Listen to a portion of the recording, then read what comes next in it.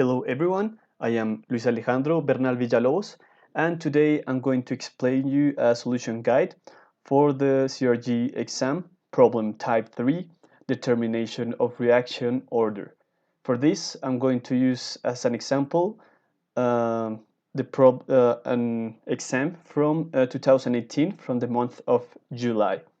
So let's jump right into it. It says, okay, determination of reaction order of saponification with lithium hydroxide. It says that some scientists investigated the saponification of hydrogenated castor oil by lithium hydroxide at different temperatures in a batch reactor. So we can see here the data that they took at different temperatures, and for each experiment they made a triplicate, three runs. Here we can see the time. And your task is finding a reaction order and a suitable reaction order coefficient. Solution guideline. Take all values regarding the temperatures 373 Kelvin and determine the average conversion from the experiments 1, 2, and 3 in the range from 60 seconds until 3600 seconds. So the first point is fairly easy. I took the liberty to copy the data, so this video doesn't take too much time.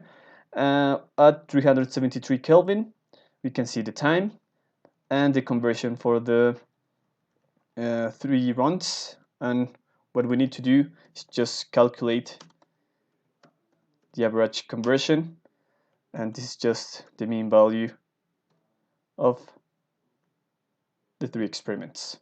So yes, one disclaimer, I have my Excel in language of Spanish, so you need to look for the functions in English, but I don't think that it's such a big problem. Yeah, mean function. So yeah, that it's point A, 3 points right there.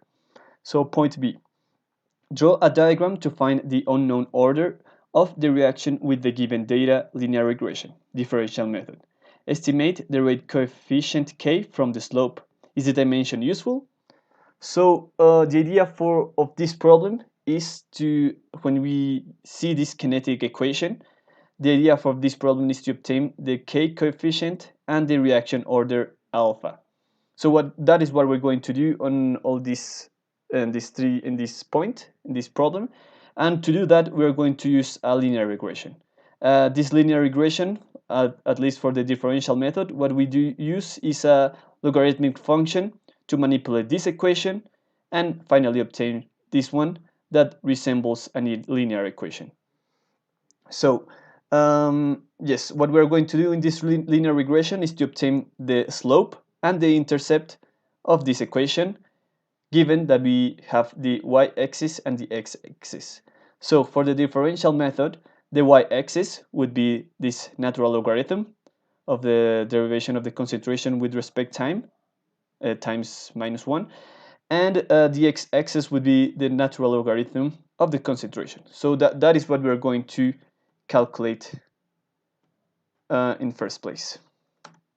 So point B, I'm going to take the data that we need for this point, the time, the average concentration, and something that should be noted is that this concentration is not useful for us.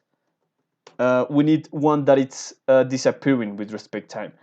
As you know, this equation only is useful when the concentration is reducing with respect time, not when it is increasing.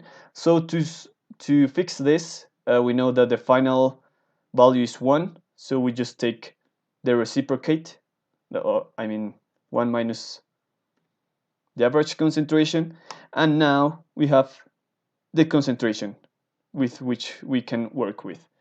Okay, so getting back, we need to calculate this derivative, and for that we need the differential of time. I'm just going to use the simplest equation, 1 minus the previous value. As you can see in the last value, it's minus 3600 because it subtracts 0 to 3600, so we're going just to eliminate this data, so it makes some sense. And for the difference of the concentration, we're going to use the same equation, 1 minus the previous value of the concentration. One thing that should be noted is that, for example, in the book Folklore, they use a different equation to calculate this differential concentration. So you can go ahead and have a look at it. But in this exercise, I'm just going to use the simplest definition for this illustration purposes. So what do we need? I'm just going to copy and paste these equations, so I don't need to go back and forth all the time. So, okay, what do we need? We need to calculate for the y-axis the natural logarithm of minus the differential of the concentration with respect time. That is what we're going to calculate. Would be the natural logarithm of dCA over dt times minus 1. And there you have it. We have the y-axis. Once again, we need to eliminate the last value. And for the x-axis, we need the natural logarithm of the concentration. So we're just going to do that. Much more easier this time. Natural logarithm of the concentration. So now we have everything we need to make the linear regression.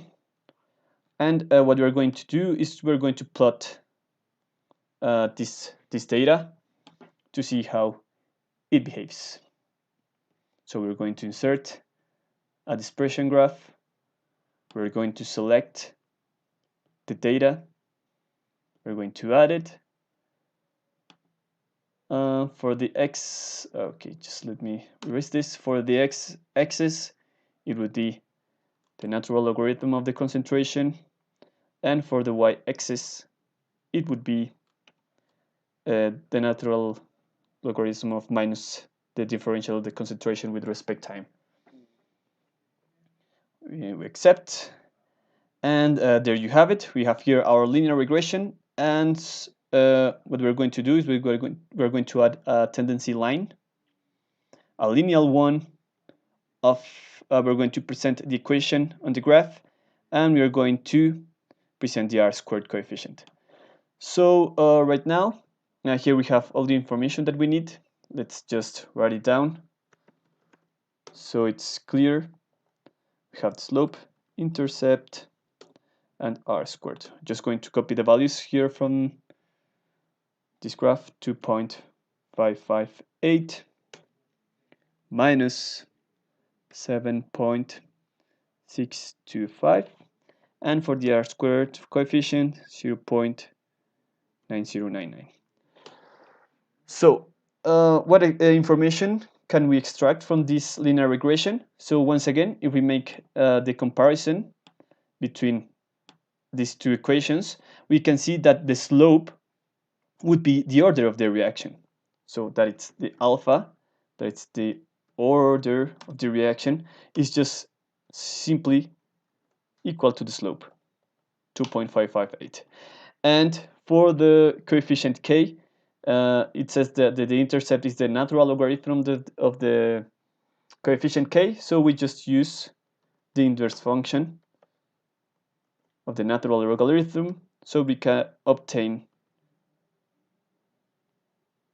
the coefficient k. Just a second. Something went wrong. Exponential of the intercept. Once again, something it's odd. Okay, let's just use this number then, minus 7.625. Okay, now we have the Ka coefficient. So from this point, the data that is from our interest would be these three ones: the r-squared coefficient, the order, and the K coefficient. That is what they were asking to us. These two values were asked by the exercise, but this r squared value, it tells us how good the linear regression is. When the r squared is 1, it says the linear regression is perfect, and when it is 0, it says it's the worst linear regression for them all. So we can see here that our linear regression is 0.909. It is fairly, I would say it's a really good regression, it is almost 1, but we're going to compare this with other methods, as we can see later. So this would be the answer for point B. Yes, they were asking if the dimension is useful. As you can know from the class of Professor Schutz, he recommends to use whole numbers for kinetic order reactions, use 1, 2, 3, or at maximum use half numbers like 2.5, 1.5, 0.5. And the reason for this is so it makes sense. So for him, it doesn't make any sense to say that 2.558 moles of a compound reacts with another compound at x time. So that is what he means, but you need to argument this much better than I did. That is much more a theory question, not a yes, practical one. So okay, that is point B. So let's continue. C. Draw the diagram to prove first order reaction by linear regression integral method. Estimate the rate coefficient k from the slope. Okay, so for point C, we're going to use the same method for linear regression, but this time we're going to use the integral method first order. So I'm just going to copy and paste the data that we need, that is time and the concentration. I'm also going to copy and paste the equation for first order integral method and the linear equation. So if you ask how do I obtain these equations, you can see that in the Fogler book they explain how they deduce them, or you can see your notes from Professor Schutz's class, but I'm not going to take too much time discussing that here because this is just a practical example. So what do we need for the integral method first order? We need for the y-axis, as you can see here, we need the natural logarithm of the concentration. So that is fairly simple. Natural logarithm of the concentration. And for the x-axis, we need just the time. So I just put the time. And once again, we are ready to plot our linear regression. So I'm going to insert a dispersion graph, going to select the data, going to add for the x-axis would be the time, and for the y-axis it would be the natural logarithm of the concentration. So once again, except we can add a tendency line right here, a linear one. We present the equation of the graph and the r-squared coefficient. So what I'm going to do right now is that I'm just going to use Excel predetermined functions to calculate these values because we are going to use them later. So it's much more handy to have them that way. So for the slope, it would be y-axis, x-axis. For the intercept, it would be intersection with the axis. Once again, you need to find these functions in English, but I don't think that it's too complicated. For the r-squared coefficient, y and x. Okay, so as you can see, these are the same values that are right here. R-squared is this one, the intercept minus 0.0928 is this one, and the slope 0.00027. Here it's a little bit approximated, but it's the same. So if we go back to the equation, what the integral method does is that it assumes it's a first order reaction. So we know that from the beginning. And what we need to calculate or to obtain is the Ka coefficient. And if we did the comparison, it's just the slope times -1. That is our Ka coefficient. And one advantage of this method is that we can calculate the initial concentration. And yes, we know that the intercept is the natural logarithm of the concentration, of the initial concentration. So we just need to use the exponential function to calculate the initial concentration. And okay, right now the data that of our concern, once again, is the R-squared coefficient, the order of the reaction, the Ka coefficient, and the initial concentration. So the question of between these two models, which one is best? The one thing that you need to look at is the R-squared coefficient. We can see here that for the integral method first order, the R-squared is 0.98, that it's bigger from the differential method. So we can say that this method is much more better than this one. So we need to trust to these values rather than these ones. But okay, that is going to come later in this problem. So that would be point C, 5 points right there. So point D, draw the diagram to prove second order reaction by linear regression integral method. Estimate the rate coefficient K from the slope. So once again, the process is pretty much the same. The only thing that changes is the equation. This will be second order, so I'm going to copy and paste these two equations so I don't need to jump back and forth. So let's copy and paste this equation. Let's erase this one. Okay, so let's make the comparison. For the integral method second order, for the y-axis, as we can see, we need 1 over the concentration. So we're going to calculate that, 1 over the concentration. And for the x-axis, we need the time, once again, time. So that would be just equal the time. And we are ready once again to make our linear regression. Just let me put this up so it doesn't bother anyone. So okay, let's insert a dispersion graph. Let's select the data that we're going to plot. We're going to add, for the x-axis, it is the time. For the y-axis, it is 1 over the concentration. And we have our linear regression. Except we're going to add a tendency line once again so we can see the equation of this line and the R-square value.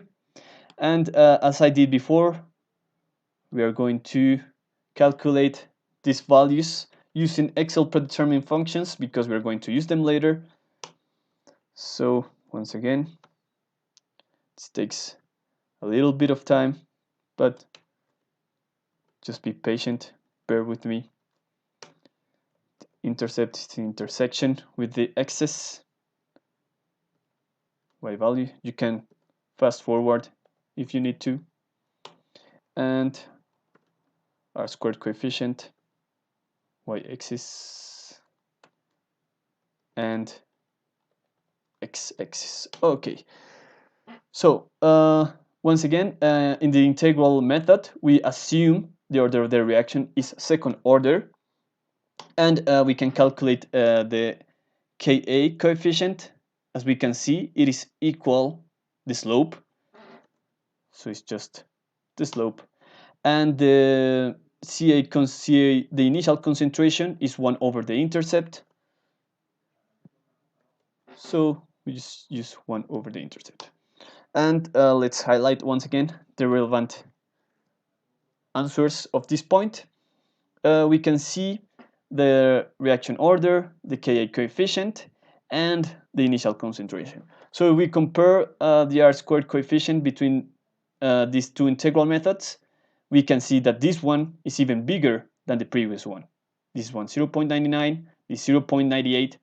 So we can say that the integral method second order is a much better regression than the one from the first order because of the R-squared coefficient, as it is bigger. So it is better to say that it is a second order reaction with the value of these two parameters. So that would be point D, excuse me. That would be point D. Second order integral method. So let's continue for the last point. Draw a diagram concentration versus time and compare your favorite model with the given data. Okay, we already compared all our three models. Once again, let's not forget, depending on the R-squared coefficient, the biggest one is the best model, so the second order one is the best one. And we're going to use that to compare the experimental data with our model.